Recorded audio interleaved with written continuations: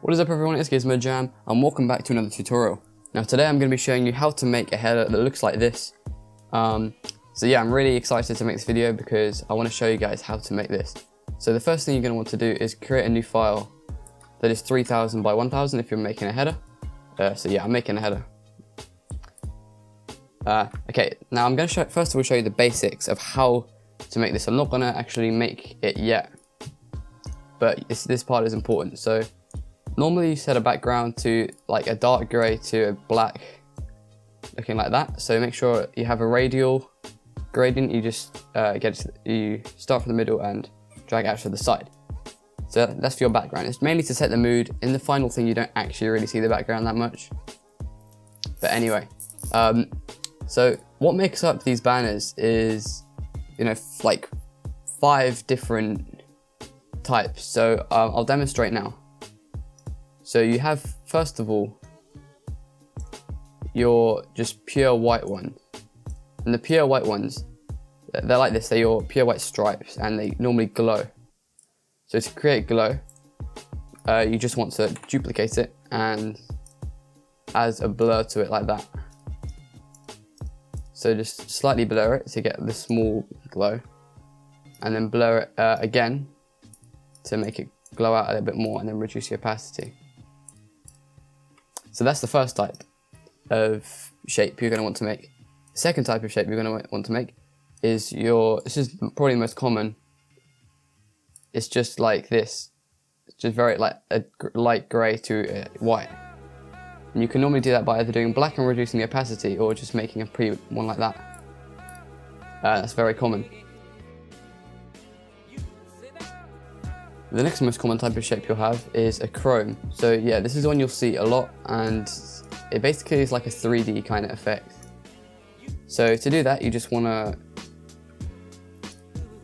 make your rectangle or whatever shape you want it to be. Go on to blending options, create a gradient overlay, and it's going to be a grey to a slightly darker grey, like that. And then on a layer above, so create new layer and create a clipping mask. Then make a selection like this that goes down the middle. It doesn't have to go down the middle, but most of the time it does. And just kind of make a dab here with a black brush. You've got to make sure this is rasterized actually. So you go, just make a dab like. We got to rasterize layer style. Okay, actually I'm gonna restart this part. So you go one here, one here, one here. So basically keep going along, but leave a gap between them, because the gap between them is where the white will go. So press X to switch to white, and just go like that between each one. So then you'll have it kind of alternating the whole way down. Then duplicate this layer, and make sure to flip horizontal, and then line it up kind of like that. So once it's lined up perfectly, you want to move it up. So the white basically is opposite to the black. And just make sure it goes all the way down. So like that. So that's a cool effect you can make, and it's like chrome, so it looks 3D. The next most common type you'll see is just your normal color block type. So to create that, just get your rectangle like normal. It's probably too big, but it doesn't really matter. And make sure it's rasterized or the colors won't work. Just go for a color overlay and select whatever color you want. So in this tutorial, it's pink, like a kind of pinkish red. And then your rasterized layer style. And then go for another gradient overlay and change that to overlay. And it kind of makes this hue effect. So yeah, I can't really describe it, but yeah, it looks really cool. That, and you can also add the chrome effect to this, like with the other one. And the other type you'll see is the dark ones. So the dark ones are just the same color as the background, but either a bit darker or a bit lighter. So I'll show you an example. Go for your normal gradient overlay, and it's going to be like from black to dark grey, looking like this. That's the first type, and the second type you'll get is the same color as the background, but a bit lighter. So reverse it and make this like a light gray. I mean, not light gray, dark gray. Like that. So you can see that. And the final type you will use, it's not a shape, it's more of a line. So you grab your pen tool and you can make your line like this. If you don't know how to use a pen tool, just search for a pen tool tutorial on YouTube. What you want to do is get your color. So our color is this, but make it very bright. So it's almost white, but not quite white. And grab your brush tool, set the size to 3 or 4, so I'm going to make it 4, and the hardness to 100. Go back into the pen tool, right click on the path you just made, stroke path, and then brush. And then hit delete a few times to get rid of the path. So now you have a line, right? Okay, now what do you do with a line? Well, normally what I do is delete the edges like this, so it looks a bit cleaner. You can delete the middle as well, so it's completely up to you where you delete. But you have your basic line, and what you're going to do is Control J to duplicate, color dodge, and then slightly blur it. Just like slightly blur it. And then it looks like you have a glowing line. And then duplicate it again, and blur it a bit more. So you're going to kind of want to repeat these steps until you have sufficient glow. So just duplicate it and blur it a bit more. So yeah, that's good. Now you have a nice little glowing line. And you can use that anywhere pretty much. So we have glowing lines here, here, here, just like anywhere. So that's the basics. And you want to bear this in mind when you are making your header.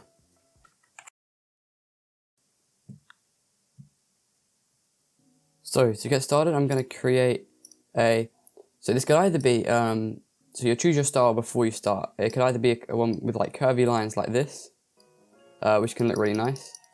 Or you can create one with like really straight lines. Personally, straight lines is easier, but they can both look really good if you know how to use them. So the first layer I'm going to create, I'm going to make a kind of straight banner using straight lines. So to do that, you just want to just create a thin one like this, no stroke, gradient overlay. Or you could do a black and white gradient overlay and just reduce the opacity. I'm not going to do that though.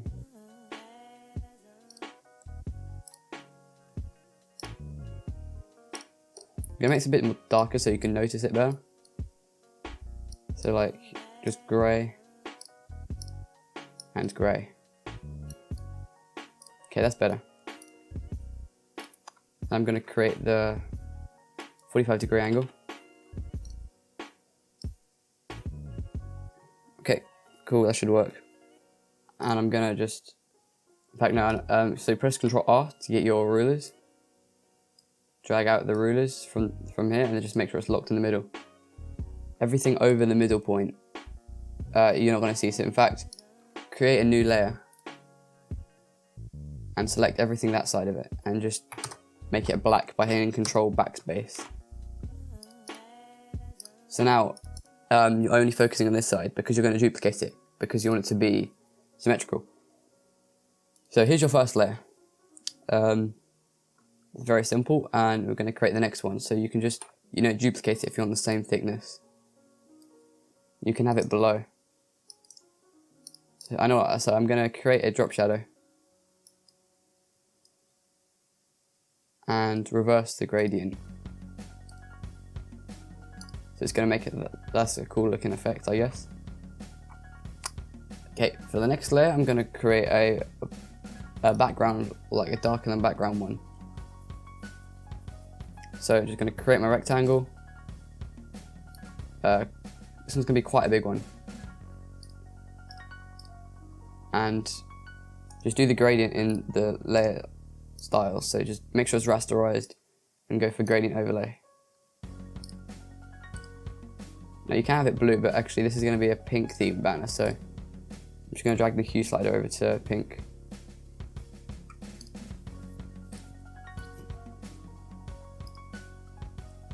And change the angle to 45. If you have angles that are different, it's going to end up looking really strange. So yeah, just make sure you are not doing that. So I'm going to have it underneath. So yeah, now I've created a few shapes. I'm going to speed up this part of the video because it will be very long if you watch me make the whole thing. So yeah.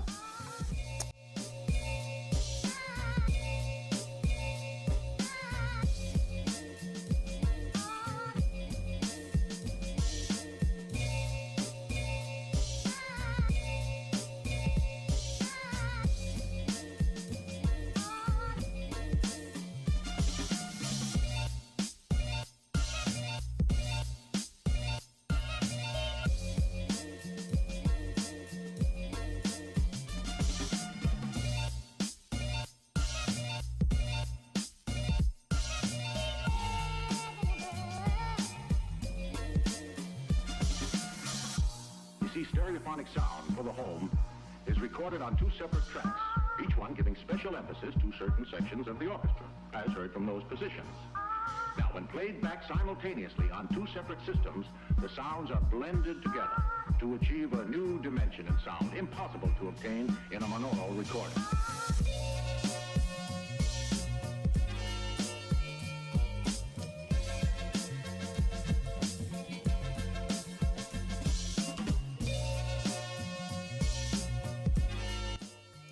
So now that you've finished making your shapes, and this took me around half an hour to make, it was very easy to make, but it's very time consuming. So you've got to bear that in mind when you make this design.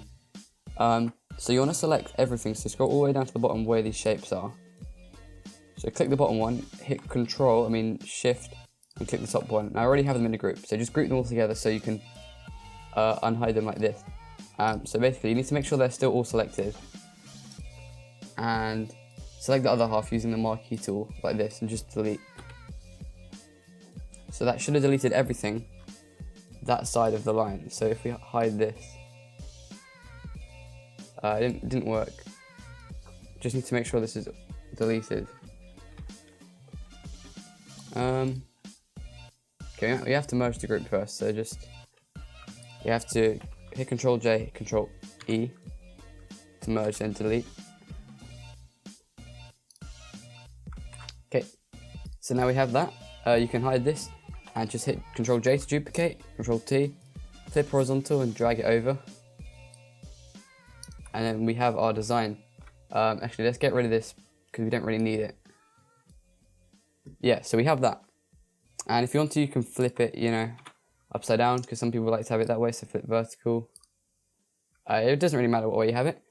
But anyway, it looks really cool. And now it's time to do some kind of, I don't know if color correction is the right word, but just time to add some extra character to it. So start with your black brush and just make it very big and the hardness on 0%, and just drag all the way along the bottom like this to kind of make this edge a bit darker, and change the blend mode to soft light. So that does that, and then on the next layer, switch your brush to white and put a big white mark here, and also change that to soft light. So that makes it look a bit better because you kind of have some lighting in it now. And you can also, if you want to, go over some random areas with the color dodge. So just set it to color dodge, and you can kind of see it makes it brighter, but you don't want to use it over the whole file because it makes it look very messy. So basically just paint it in random areas and then just erase the parts that you don't need.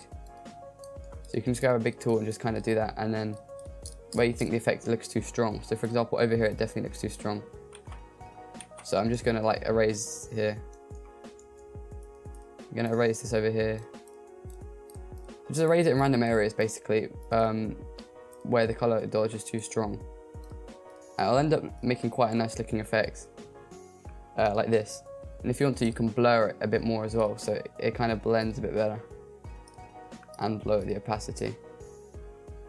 Okay, so for more color corrections, you just want to click this little box here and choose, you could choose gradient map, and that edits the colors. So you can make it, solid color like this, like this, like this. I mean, this is you can change this.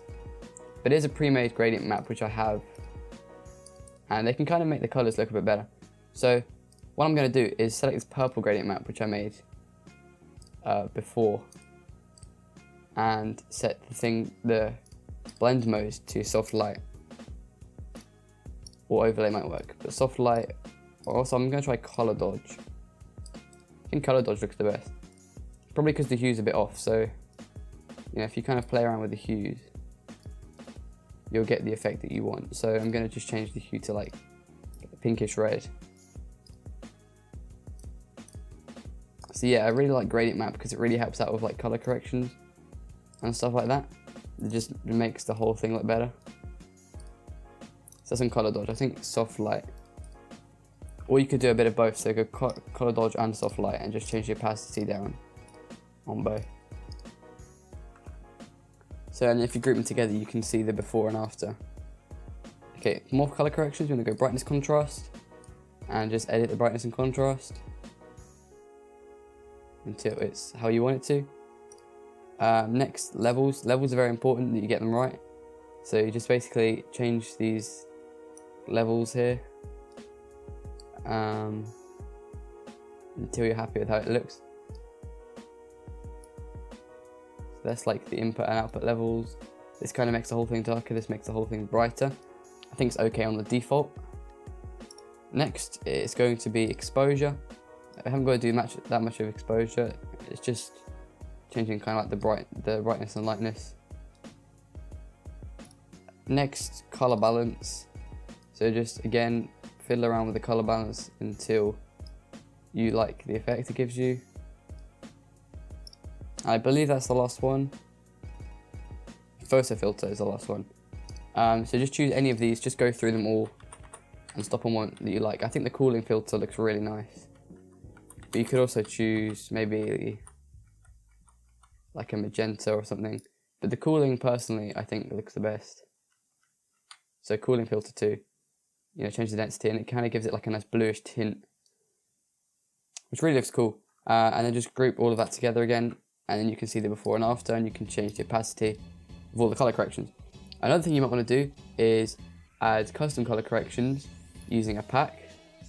So in this case, I might use the killer pack, which is this one right here. So I'm just going to let it open.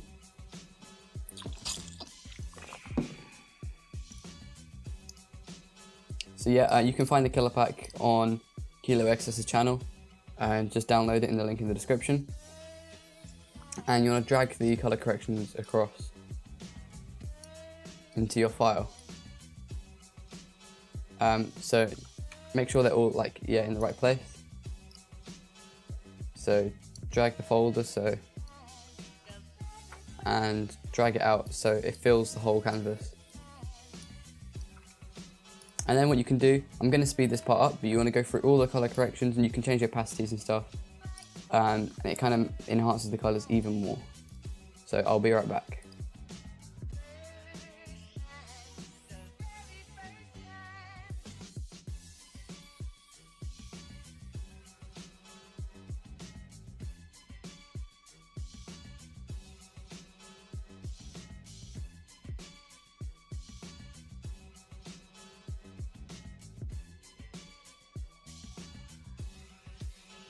Okay, now that we've finished the color corrections, you can see the before and the after.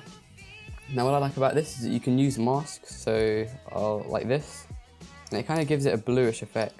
So this one makes it blue, and you just delete the parts which you don't want to be blue, and it kind of creates this cool effect like here, and it makes it look blue. So that's a really cool background I made. Now I'm going to import my logo, well, not a concept logo, but a logo I made yesterday.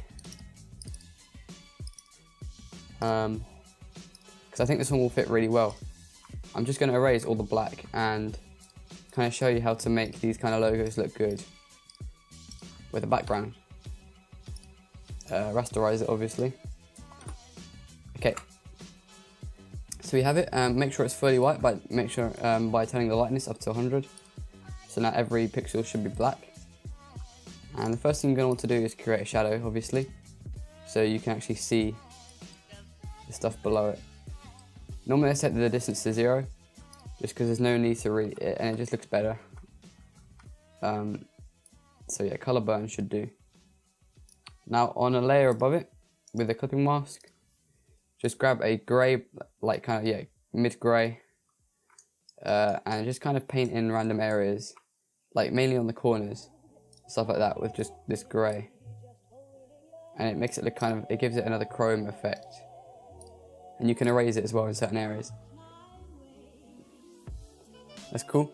Now it might be quite difficult to see, so what you're going to want to do is duplicate Gizmo Jam and clear the layer style. So now we just have an empty Gizmo Jam, and just give it a dark gradient overlay, so just change the gradient. Or you could just do a solid color overlay. In fact, I think that'll work better for now. And just choose like a very dark color in your thing, so it'll be underneath it like that. It could be more like that, and just duplicate it and go down and across one using your arrow keys. And it's giving it a 3D effect. You're seeing that? And then just merge them all together. And we'll deal with that later, so just hide that for now. Now back on the main Gizmo Jam, you're going to want to create a bevel and emboss. Normally I turn the black side off just because I don't think it looks as good. Make sure the depth is 100 and you can put the size to whatever you feel is best, so that, I guess. Okay, now back to 3D. You want to create a gradient so it doesn't look as dark, because at the moment it just looks black. So the dark tone is going to be just selected one from your background, and the light tone is also going to be one selected from your background. So just select a slightly lighter tone. Yes, this is a good one. Like that. So now you have your 3D kind of background as well. You can also give that another drop shadow if you want. And there we go, you have your really nice logo. In fact, instead of a drop shadow, outer glow might look better. So color dodge, set it to the right hue, and just drag up the opacity and the size. And it gives off really a nice glow now. I'm going to change that hue as well so it fits a bit better. Or you could go for a bluish hue, or in the middle. But anyway, that looks really cool in my opinion. You might want to create another drop shadow so it stands out a bit better. So just make it very small but very thick, so you can see it properly. Just change the spread until it's like the right amount so you can see it. Cool, I'm really happy with that. So now that you have your header, you can do whatever you want with it. Set it as your header. You can add more logos. You can add things to the side that says like subscribe. Yeah, just anything. But yeah, that is my guide how to make a header in Photoshop. So thanks so much for watching, and if it did help you out, subscribe and like. Thank you.